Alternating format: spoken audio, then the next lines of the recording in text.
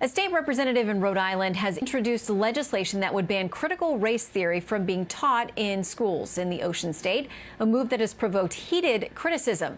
A headline from NBC 10 in Providence reading, Republican lawmaker proposes bill to curb white guilt by banning divisive concepts. Well, let's ask her about it. We'll bring in that Republican lawmaker for her response tonight. Patrica Morgan of the Rhode Island House of Representatives. Good to have you with us tonight. Thank you for having me. I appreciate the invitation.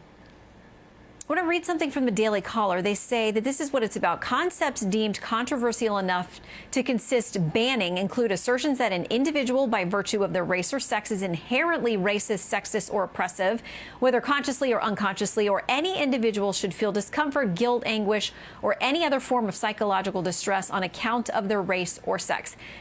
Is that an accurate encapsulation? And can you boil it down to us in layman's terms?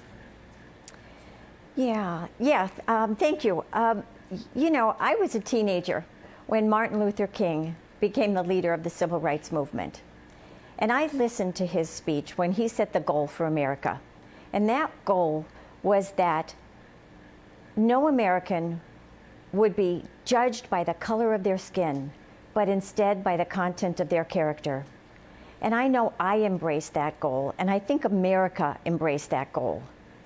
Critical race theory does just the opposite. It makes the color of our skin, our race, the prism through which everything in America is judged. And it's really destructive and divisive because of that. I want to read something from Jim Vinson, who's the NAACP Providence branch president, speaking to the Providence Journal, said, this is outrageous, insulting, and divisive, your bill. It's totally inappropriate, especially now that the country is trying to unify. He said it's exactly what we don't need right now. Your response? Oh, you don't fight racism with more racism. And that's exactly what this does. It is using race shaming and neo-racism as a tool to stop racism. That's counterintuitive. And the problem is that since they keep looking for racism in every part of our life, in every part of society, they'll never be satisfied. I don't think we have that much racism in America. I think there are other solutions. There are other reasons for disparity of outcomes. We can't guarantee outcomes. It just can't happen. Is there differences in outcome? Yes. And we can work on that. But it's not always racism that does it. And I think race shaming our children should be off the table. And that is what this critical race theory does. It is divisive. It's poisonous. I want to ask you quickly, I know that there was a hearing this week at the Education Committee there at the state level. What kind of reaction have you gotten as people learn more about what you're trying to do? Well, the hearing was sabotaged. It appears that some high school teachers asked their students to call in and say that they were going to give verbal testimony, and then they never showed up.